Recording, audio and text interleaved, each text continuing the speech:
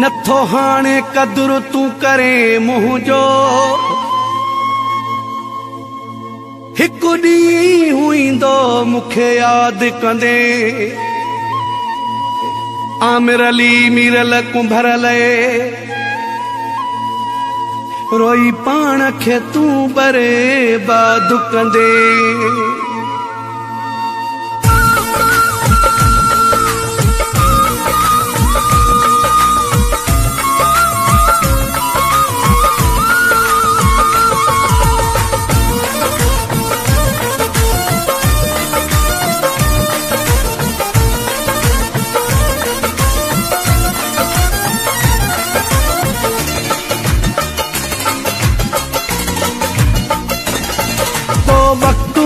दिलबर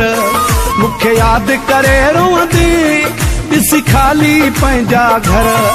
मुखे याद करे रोंदी को वक्त ईंदो दिलबर मुखे याद करे रोंदी को वक्त ईंदो दिलबर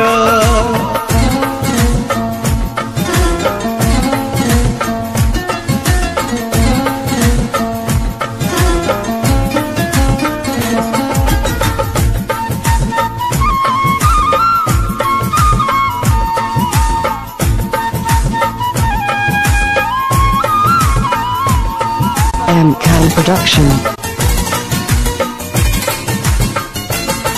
तोखे वक्त में याद ईंदासे इहो सोना सिखी छॾ तूं ही अखर ग़रीब जा पंहिंजी दिल जे मथां लिखी छॾ तूं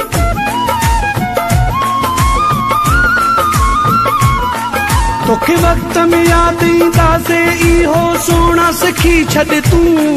ही अखर ग़रीब जा पंहिंजी दिल जे मथां लिखी छॾ तूं मुंहिंजा साम्हूं ईंदे अखर मूंखे यादि करे रोंदी ॾिसी खाली पंहिंजा घर मूंखे यादि करे रोंदी को वक्त ईंदो दिलबर मूंखे यादि करे रोंदी को वक्त ईंदो दिलबर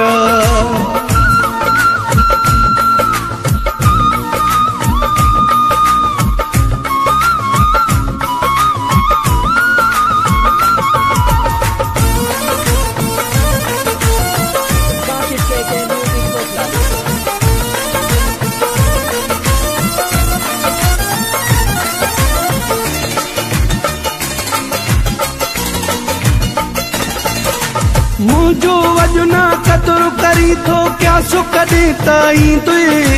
मुझे तड़पण सुडकण जो एहसास कदी ताई दुए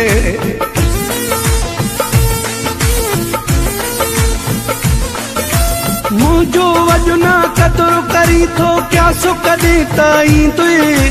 मुझे तड़पण सुडकण जो एहसास कदी ताई दुए थो चवां तोखे हर हर मुखे याद करे रोंदी को वक्त ईंदो दिलबर मुखे याद करे रोंदी को वक्त ईंदो दिलबर मुखे याद करे रोंदी को वक्त ईंदो दिलबर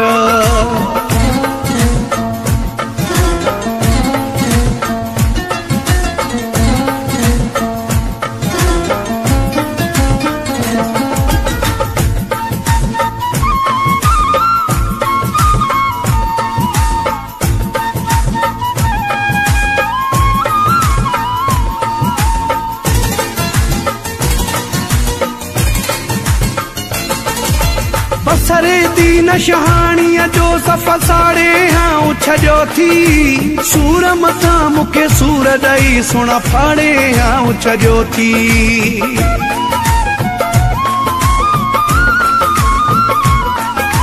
बसरे दीन शहाणीअ जो सफ़र साड़े हाँ छॾियो थी सूर मथां मूंखे सूर ॾेई सुण फाड़े हाँ छॾियो थी अहिड़ो थींदो तुंहिंजो हशर मुखे याद करे रोंदी को वक्त ईंदो दिलबर मुखे याद करे रोंदी को वक्त ईंदो दिल